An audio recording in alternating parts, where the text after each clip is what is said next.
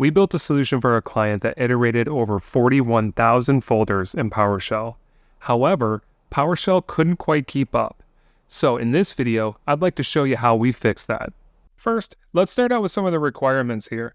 Number one is that we needed to iterate all folders except for ones that started with the word ignore. Number two, of course, we wanted to keep the CPU and memory on the server to a minimum. And number three, they wanted to run this daily via task scheduler. All right, let's head on over to PowerShell. We're going to start by creating a variable called startdir and giving it a path to our UNC share. From there, we want to get all child items of that share in that path, excluding anything that starts with the word ignore. We're passing it the parameter directory and recurse to tell it that we want to work our way down the tree, but only give us directories. From there, we simply just need to iterate each item in that collection and perform the tasks that were required by the client. So, as you already know, this solution didn't work. It would run for about a day and a half, and then it would ultimately error out, not giving us any of the results we wanted.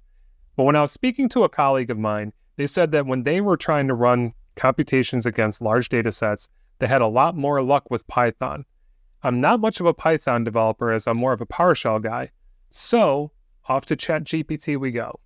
With ChatGPT open, we're going to just give it a prompt that tells us the exact same requirements we had previously, but that we wanted in a Python script. So write a Python script that iterates a file share called UNC share and ignores all folders that begin with the word ignore.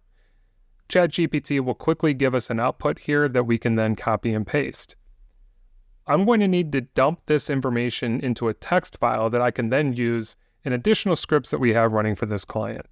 So the next thing we're going to do is ask us to take that and output it to a text file. Now, one thing that I learned is that by default, when Python executes content into a text file, it doesn't necessarily match the encoding that PowerShell wants. So the next thing I'm going to do is ask it to give me an output in UTF-8 encoding.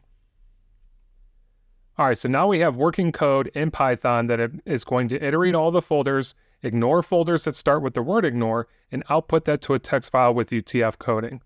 The next problem I have is I don't necessarily want to install Python on the client server to execute this code. So I'm going to ask ChatGPT to do that for me.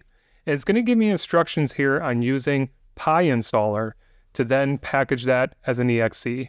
I go ahead and copy and paste that, import that module into my computer that I am running this code in, package it as an exe, and dump it on the client's machine, and boom, I have a working solution.